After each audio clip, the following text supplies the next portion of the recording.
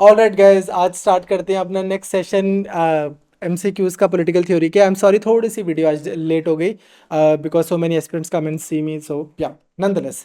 First question, who defined citizenship as a status bestowed on those who are full members of a community? John Locke, T H Marshall, Karl Marx, Aristotle. Important question है, ये statement आपको याद रखनी है कि citizenship क्या होती है। एक वो स्टेटस जो उन लोगों को मिलता है जो समाज के पूरे मेंबर है, आधे अधूरे थोड़े बहुते मेंबर नहीं है, पूरे मेंबर है। ये स्टेटमेंट जो है टी एच मार्शल की स्टेटमेंट है in his book citizenship and social class.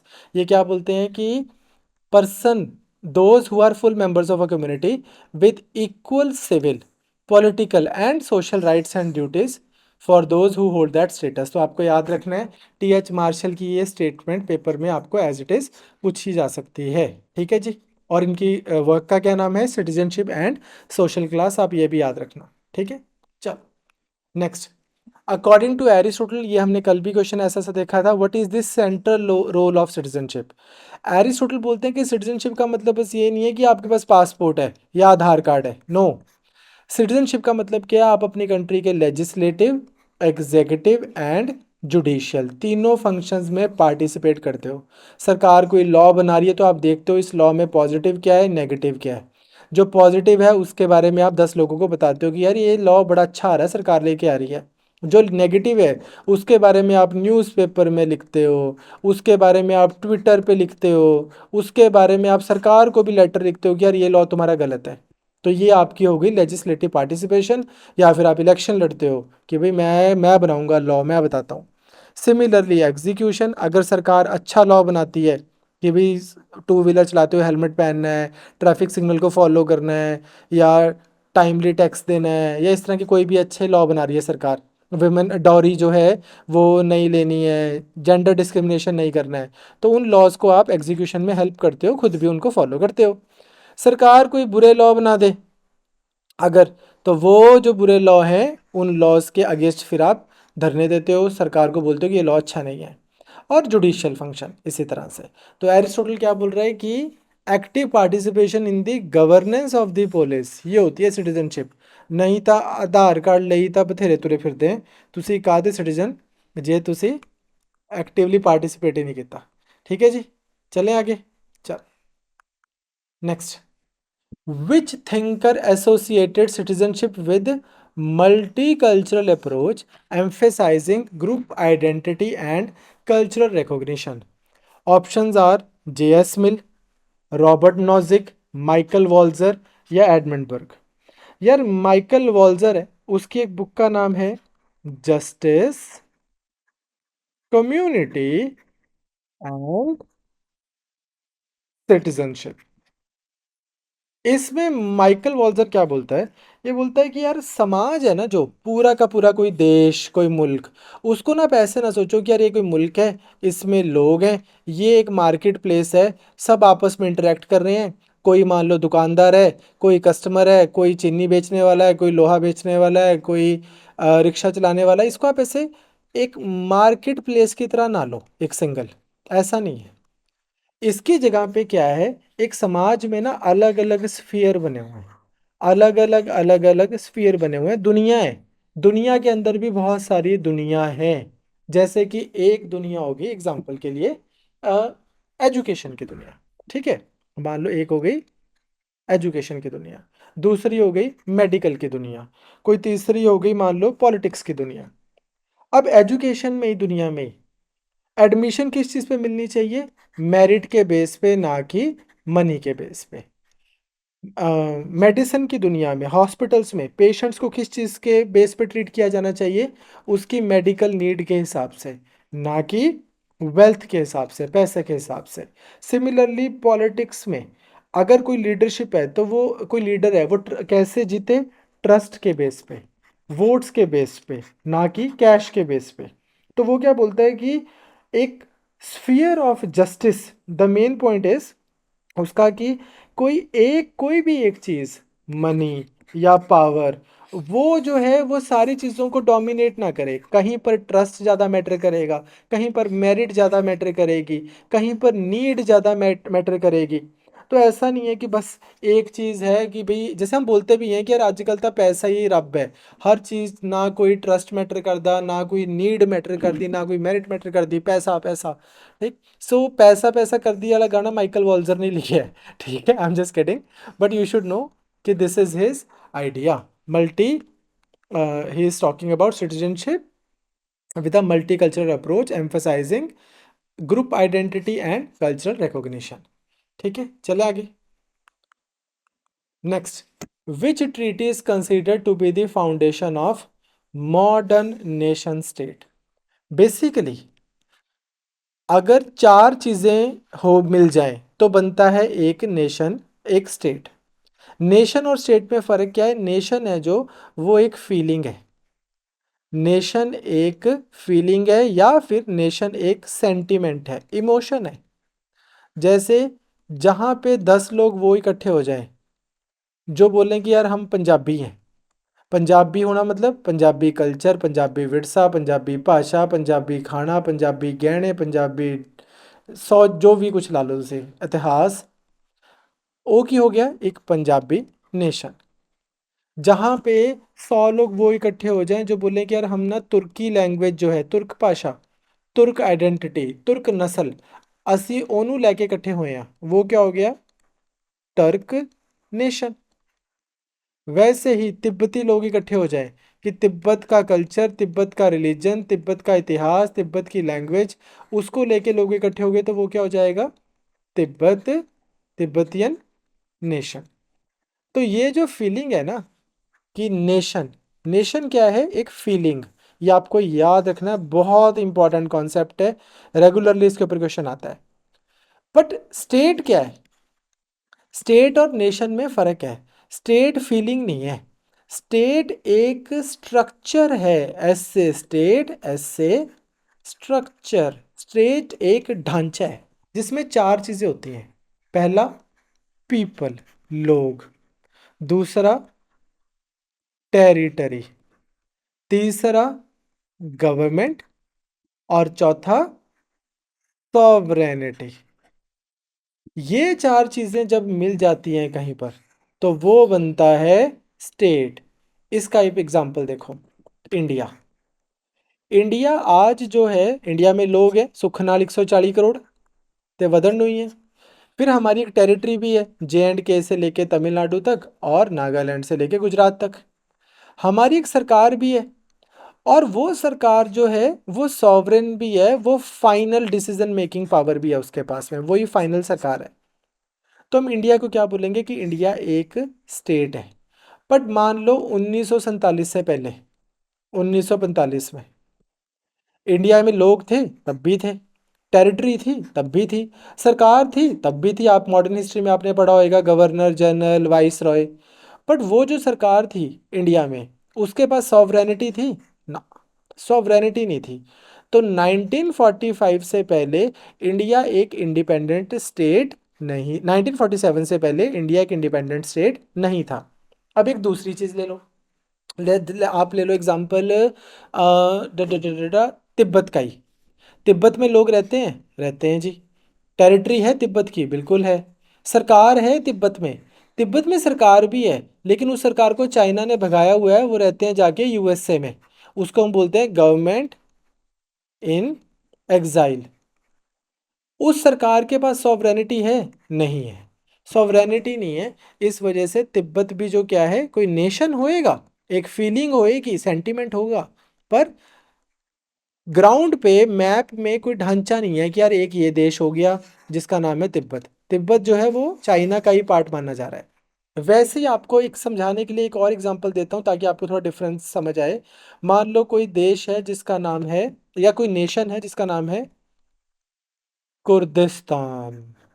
Kurdistan में लोग हैं, कुर्दिश बिल्कुल हैं। ये लोग हैं जो ईरान, टर्की के आसपास रहते हैं, जो अपने आप को बोलते हैं कुर्द। तो लोग हैं, बिल्कुल हैं जी। इनके पास टेरिटरी है ना? सरकार है ना? सॉवरेनिटी है ना? तो स्टेट का मतलब क्या है कि जब ये चार test people, territory, government and sovereignty. ये वाला टेस्ट अगर कोई पास करे तो उसको हम बोलते हैं स्टेट, नहीं तो वो स्टेट नहीं है। अब फिर नेशन स्टेट क्या है? नेशन स्टेट है ये चीज़ कि इंडिया का एग्जांपल ले लो कि सरकार भी है और इमोशन भी है, फीलिंग भी है इंडिया के ऊपर। इंडिया अगर से मान लो युवराज सिंह 6 छक्के मार रहा है तो सारे इंडियन खुश हो गए, फीलिंग है एक। इंडिया का अगर से मिशन ऑन मार्स सक्सेसफुल हो गया, सारे खुश हो गए, यार स्वाद आ गया। इंडिया का अगर दिलजीत दोसांझ जो है, अगर वो मान लो किसी बड़े रेड कारपेट पे चला जाता है तो पूरा इंडिया खुश हो जाता है। जाकिर नायक जो है, या जाकिर जो भी उसका नाम है, अगर वो मेडिसन स्क्वायर पे कोई वो करता है, शो करता है, तो पूरा इंडिया प्राउड फील कर रहा है। तो ये नहीं कह रहे कि यार अब जाकिर नायक के बारे में कह रहे एमपी वाले खुश हो जाए सानू की, या पंजाब वाले खुश हो जाना सानू की, ऐसा नहीं है। एक नेशन स्टेट का मतलब क्या है? फीलिंग भी है और स्ट्रक्चर भी है। बट एनीवेज, ये अभी देश बन गए पूरी दुनिया में, आप देखोगे तो तकरीबन 190 प्लस नेशन स्टेट्स हैं। बट इससे पहले क्या था? रियासतें थी, राजे होते थे। उससे पहले उनके ये चार चीज़ें ज़रूरी नहीं थी कि हों। लोग इधर से इधर चले जाते थे, इधर से इधर आ जाते थे। कोई किसी राजा के ऊपर किसी और बड़े राजा का रूल है, उसके ऊपर किसी और का रूल है। तो उसके बाद यूरोप में ट्रीटी हुई थी कि यार हम पूरी दुनिया को देशों में डिवाइड करते हैं। एक नवा कंसेप्ट मैं लेके आया आज, देश।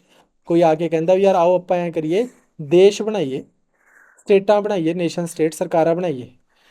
ਉਹ ਕਿਹੜੀ ਟਰੀਟੀ ਤੋਂ ਹੋਇਆ? Treaty of Versailles, treaty of Westphalia, treaty of Paris, या ट्रीटी ऑफ यूट्रेक्ट? तो the answer is treaty of Westphalia. इसी को बोलते हैं देशों को बनने को वेस्टफेलियन ऑर्डर। ये भी अगर आपको कभी टर्म मिले तो वेस्टफेलियन ऑर्डर, 30 ईयर्स की वॉर्स के बाद में ये हुआ। नेक्स्ट, यार मान लो कोई कंट्री है जिदा ना, कंट्री का ना है X. Country X grants citizenship to anyone born on soil. Country Y grants citizenship only if at least one parent is a citizen, regardless of birthplace. ਕਹਿੰਦੇ ਵੀ ਜੀ ਦੋ ਕੰਟਰੀਆਂ, ਇੱਕ ਦਾ ਨਾਂ ਹੈ ਐਕਸ, ਇੱਕ ਦਾ ਨਾਂ ਹੈ ਵਾਈ। ਜਿਹੜੀ ਐਕਸ ਹੈ ਉੱਥੇ ਸਿਟੀਜ਼ਨਸ਼ਿਪ ਉਹ ਕਿਸੇ ਨੂੰ ਵੀ ਦੇ ਦਿੰਦੇ ਆ ਜੇ ਉਹ ਬੰਦਾ ਉਹਨਾਂ ਦੀ ਕੰਟਰੀ 'ਚ ਪੈਦਾ ਹੋਇਆ ਹੋਵੇ। ਪਰ ਜਿਹੜੀ ਵਾਈ ਹੈ, ਇਹ ਉਸੇ ਪਰਸਨ ਨੂੰ ਸਿਟੀਜ਼ਨਸ਼ਿਪ ਦਿੰਦੇ ਆ ਜਿਹੜਾ ਉੱਥੇ ਦਾ ਪੁਰਾਣਾ ਜੱਦੀ ਉਹਨਾਂ ਦਾ ਬੰਦਾ ਹੈ। ਇਹ ਨਹੀਂ ਹੈਗਾ ਵੀ ਜੇ ਉਹ ਪੈਦਾ ਭਾਵੇਂ ਕਿਤੇ ਵੀ ਹੋਇਆ ਹੋਵੇ। ਜਿਵੇਂ ਮੰਨ ਲਓ ਇਜ਼ਰਾਈਲ ਹੈ, ਜੇ ਤੁਸੀਂ ਕਿਤੇ ਵੀ ਪੈਦਾ ਹੋਏ ਹੋ, ਤੁਹਾਡੇ ਪੇਰੈਂਟਸ ਇਜ਼ਰਾਈਲੀ ਨੇ, ਤੁਹਾਨੂੰ ਇਜ਼ਰਾਈਲ ਦੀ ਸਿਟੀਜ਼ਨਸ਼ਿਪ ਐਕਸਟੈਂਡ ਹੋ ਜੂਗੀ। ਠੀਕ ਹੈ, ਤਾਂ ਇਦਾਂ। ਬਟ ਇਹ ਨਹੀਂ ਹੈਗਾ ਵੀ ਜੇ ਮੈਂ ਅੱਜ ਜਾ ਕੇ ਮੰਨ ਲਓ ਕਿ ਕੋਈ ਬੱਚਾ ਅੱਜ ਇਜ਼ਰਾਈਲ 'ਚ ਪੈਦਾ ਹੋ ਜੇ, ਉਹ ਬੱਚਾ ਹੋਵੇ ਹਿੰਦੂ ਜਾਂ ਮੁਸਲਮਾਨ ਜਾਂ ਸਿੱਖ, ਤਾਂ ਉਹ ਕਹਿਣਗੇ ਵੀ ਆ ਜਾ ਜਾ ਕੋਈ ਨਾ, ਤੂੰ ਇੱਥੇ ਪੈਦਾ ਹੋ ਗਿਆ, ਤੂੰ ਸਾਡਾ ਸਿਟੀਜ਼ਨ ਹੈ। ਇਦਾਂ ਨਹੀਂ ਹੈਗਾ। So some give by birth and some give by based on the parents. Which principle are these? X is jus sanguinis, Y is jus soli, this is jus solis, jus sanguinis, this is naturalization and dual citizenship, and X is asylum, Y is residency. बहुत अच्छा question है citizenship ਦੇ ਉੱਤੇ। तो you should know कि jus sanguinis का मतलब ਕੀ ਹੁੰਦਾ ਹੈ? By right by blood. And jus soli का मतलब ਕੀ ਹੁੰਦਾ ਹੈ? ਰਾਈਟ ਬਾਏ ਸੋਇਲ, ਪੈਦਾ ਹੋਇਆ ਜੇ ਉੱਥੇ ਹੋ। ਤਾਂ ਅਫਕੋਰਸ ਇਹਦਾ ਸਿੰਪਲ ਕੁਐਸਚਨ ਉਹਦੇ 'ਚ ਤੁਹਾਨੂੰ ਮਤਲਬ ਪਤਾ ਹੈ ਤਾਂ ਕੁਐਸਚਨ ਬਹੁਤ ਸਿੰਪਲ ਹੋ ਜਾਂਦਾ ਹੈ ਵੀ ਐਕਸ ਦੇ ਵਿੱਚ ਕੀ ਹੋਊਗਾ? ਯੂਜ਼ ਸੋਲੀ, ਤੇ ਵਾਈ 'ਚ ਹੋਏਗਾ jus sanguinis. So right of the soil and right of blood. ठीक है जी, चले। Which statement about citizenship of the constitution of India is most accurate?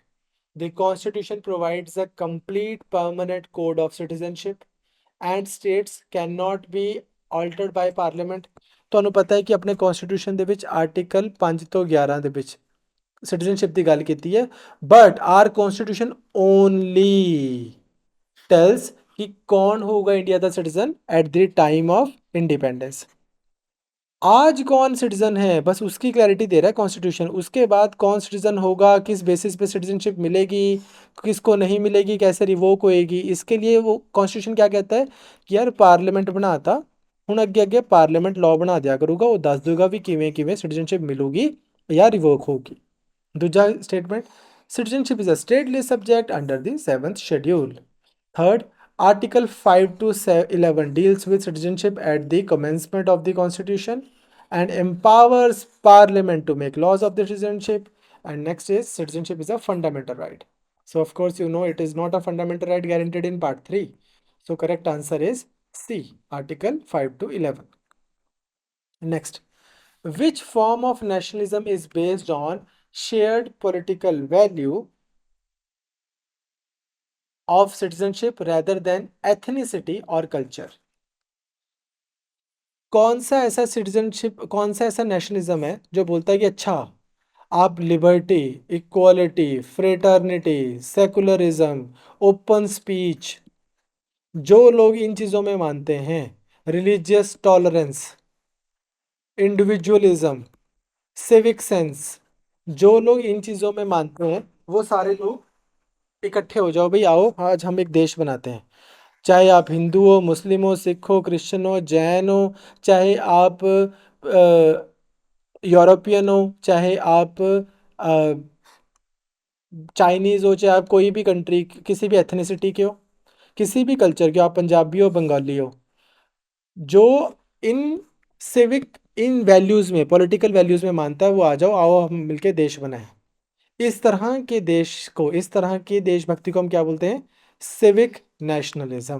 ठीक है जी। तो ऑफ कोर्स इंडिया के बारे भी यही किया जा सकता है कि इंडिया जड़ा है at the time of constitution we decided to make a civic nationalism that is not by common ethnicity, language or culture, but by political values. What are those values? Liberty, fraternity, equality, these values. For Ernest Renan, the nation is a daily plebiscite. What does this phrase best convey? पहली option है, ये याद रखो term, daily plebiscite. Daily plebiscite, sovereignty rests solely with the monarch. A nation is defined by fixed ethnicity and territory. Citizen must literally vote every day to remain a nation. A nation endures through people's continuous consent to live together. यार किसी भी देश ਨੂੰ ਇਕੱਠੇ ਜੋੜ ਕੇ ਰੱਖਣਾ, ਸਹਿਮਤੀ ਬਣਾ ਕੇ ਰੱਖਣਾ, ਇਹ ਐ ਨਹੀਂ ਹੈਗਾ ਵੀ ਯਾਰ 1950 ਚ ਇੱਕ ਕਨਸਟੀਟਿਊਸ਼ਨ ਬਣਾਤਾ ਸੀ, ਗੱਲ ਮੁੱਕੀ, ਇੰਡੀਆ ਬਣ ਗਿਆ, ਦੇਸ਼ ਬਣ ਗਿਆ। You also see that on day-to-day basis, ਇਹ ਜਿਹੜਾ ਹੈਗਾ ਨਾ ਇੱਕ ongoing consent ਲੋਕਾਂ ਨੂੰ ਯਾਦ ਕਰਾਉਣਾ ਪੈਂਦਾ ਹੈ, ਡੇ ਟੂ ਡੇ ਬੇਸਿਸ 'ਤੇ ਲੋਕਾਂ ਨੂੰ ਯਾਦ ਕਰਾਉਣਾ ਪੈਂਦਾ, ਉਹਨਾਂ ਦੀ ਰਜ਼ਾਮੰਦੀ ਬਣਾਉਣੀ ਪੈਂਦੀ ਹੈ। ਇਸ ਕਰਕੇ ਨੇਸ਼ਨ ਕੀ ਹੈ? ਇੱਕ ਡੇਲੀ ਪਲੇਬਿਸਾਈਡ ਹੈ। ਠੀਕ ਹੈ ਜੀ। Next, which statement best ਕੈਪਚਰਸ the Indian ਮॉडल of secularism? Secularism ਦਾ ਮਤਲਬ ਕੀ ਹੈ? ਸਟੇਟ ਮਤਲਬ ਕਿ ਸਰਕਾਰ ਤੇ ਰਿਲੀਜਨ, ਉਹਦੇ ਵਿੱਚ separation. I will in the mains ਜਦੋਂ ਤੁਸੀਂ ਪ੍ਰੀਲਿਮਸ ਕਲੀਅਰ ਕਰ ਲਓਗੇ ਮੈਂ ਤੁਹਾਡੀ ਬਹੁਤ ਡਿਟੇਲਡ ਕਲਾਸਿਸ ਲਵਾਂਗਾ ਸੈਕੂਲਰਿਜ਼ਮ ਤੇ। But the state maintains an absolute wall of separation and never engages with religion. India ਦਾ ਸੈਕੂਲਰਿਜ਼ਮ ਇਹ ਨਹੀਂ ਹੈਗਾ, ਇਹ ਫਰਾਂਸ ਦਾ ਸੈਕੂਲਰਿਜ਼ਮ ਹੈ। ਇੰਡੀਆ ਦਾ ਸੈਕੂਲਰਿਜ਼ਮ ਕੀ ਹੈ? ਵੀ ਆਰ ਸਰਕਾਰ ਮੱਥਾ ਵੀ ਟੇਕੂਗੀ, ਸਰਕਾਰ ਵਧਾਈਆਂ ਵੀ ਦਊਗੀ ਤੀਜ ਤਿਉਹਾਰਾਂ ਦੀ, ਗੁਰਪੁਰਬ ਦੀ, ਦੀਵਾਲੀ ਦੀ, ਈਦ ਦੀ। ਸਰਕਾਰ is not totally cut out from the religion, but sarkar is not favoring one religion over another. ठीक है। Second is the state follows principled distance, equal respect to all religion and limited intervention to uphold equality and reforms. Third, the state privileges the majority religion while tolerating others. ये तो नहीं होएगा। The Constitution forbids any public funding to religious institutions in all circumstances. This is not true either. ठीक, ਤਾਂ ਇਹਦਾ India ਦਾ best secularism ਕਿਹੜਾ ਹੋਇਆ? Principal distance. ਵੀ ਯਾਰ ਰਿਲੀਜਨ ਦੇ ਵਿੱਚ ਇੰਟਰਫੇਅਰ ਕਰਨਾ ਪੈ ਸਕਦਾ ਹੈ। ਜੇ ਮੰਨ ਲਓ ਕੋਈ ਰਿਲੀਜੀਅਸ ਪਲੇਸ ਹੈ, ਕੋਈ ਮੰਦਿਰ ਗੁਰਦੁਆਰਾ ਹੈ, ਉਹ ਇਲੀਗਲ ਥਾਂ 'ਤੇ ਬਣਿਆ ਹੋਇਆ ਹੈ, ਨੰਬਰ 1, ਜਾਂ ਫਿਰ ਉੱਥੇ ਨਾ ਮੰਨ ਲਓ ਬਿਜਲੀ ਦਾ ਬਿੱਲ ਨਹੀਂ ਭਰਦੇ, ਤਾਂ ਹੁਣ ਸਰਕਾਰ ਜਾਊਗੀ ਕਹੂਗੀ ਵੀ ਜੀ ਮੀਟਰ ਲਵਾ ਲਓ, ਬਿੱਲ ਦੇ ਦਿਓ। ਸਰਕਾਰ ਜਾ ਕੇ ਇਹ ਵੀ ਕਹੂਗੀ ਵੀ ਜੀ ਦੂਜੀ ਥਾਂ ਲੈ ਲਓ, ਇਹ ਤੁਹਾਡੀ ਥਾਂ, ਤੁਸੀਂ ਇਹ ਇਲੀਗਲ ਥਾਂ ਹੈ, ਇੱਥੇ ਤੁਸੀਂ ਮੰਦਿਰ ਗੁਰਦੁਆਰਾ ਨਹੀਂ ਬਣਾ ਸਕਦੇ। ਪਰ ਸਰਕਾਰ ਜਾ ਕੇ ਨਾ ਕਦੀ ਐਂ ਨਹੀਂ ਕਹੂਗੀ ਵੀ ਯਾਰ ਇੱਥੇ ਨਾ ਤੁਸੀਂ ਸ਼ਿਵ ਜੀ ਦੀ ਮੂਰਤੀ ਹਟਾ ਕੇ ਵਿਸ਼ਨੂੰ ਦੀ ਲਾ ਦਿਓ, ਜਾਂ ਵਿਸ਼ਨੂੰ ਦੀ ਹਟਾ ਕੇ ਕ੍ਰਿਸ਼ਨ ਦੀ ਲਾ ਦਿਓ। ਇਹ ਜਿਹੜਾ ਮੈਟਰ ਹੈ ਇਸ 'ਚ ਇੰਟਰਫੇਅਰ ਨਹੀਂ ਕਰੂਗੀ। ਉੱਦਾਂ ਹੀ ਸਰਕਾਰ ਜਾ ਕੇ ਐ ਇੰਟਰਫੇਅਰ ਨਹੀਂ ਕਰੂਗੀ ਵੀ ਯਾਰ ਜਿਸ ਹਿਸਾਬ ਨਾਲ ਆਪਣਾ ਮੱਥਾ ਟੇਕਿਆ ਜਾਂਦਾ ਵੀ ਯਾਰ ਇਹ ਸਰਕਾਰ ਦੱਸੋਗੀ ਵੀ ਮੱਥਾ ਕਿਵੇਂ ਟੇਕਣਾ ਹੈ, ਬੰਦਾ ਨੇ ਠੀਕ ਮੱਥਾ ਟੇਕਿਆ ਨਹੀਂ ਟੇਕਿਆ। ਸਰਕਾਰ will not interfere in the religious sphere. But ਜਿਹੜੇ ਸੈਕੂਲਰ ਨੇਚਰ ਦੀ ਐਕਟੀਵਿਟੀ ਹੈ ਕਿਸੇ ਰਿਲੀਜਨ ਦੀ ਵੀ, ਸਰਕਾਰ ਉਹਨੂੰ ਤਾਂ ਰੈਗੂਲੇਟ ਕਰੂਗੀ। ਤਾਂ ਦੈਟ ਡਜ਼ ਨਾਟ ਮੀਨ ਕਿ ਸਰਕਾਰ ਇੰਡੀਆ 'ਚ ਬਿਲਕੁਲ ਹੀ ਰਿਲੀਜਨ ਨਾਲ ਟੋਟਲੀ ਕੱਟ ਆਊਟ ਹੈ, ਤਾਂ ਵੀ ਕਾਲ ਇਟ ਪ੍ਰਿੰਸੀਪਲਡ ਡਿਸਟੈਂਸ। ਠੀਕ ਹੈ ਜੀ।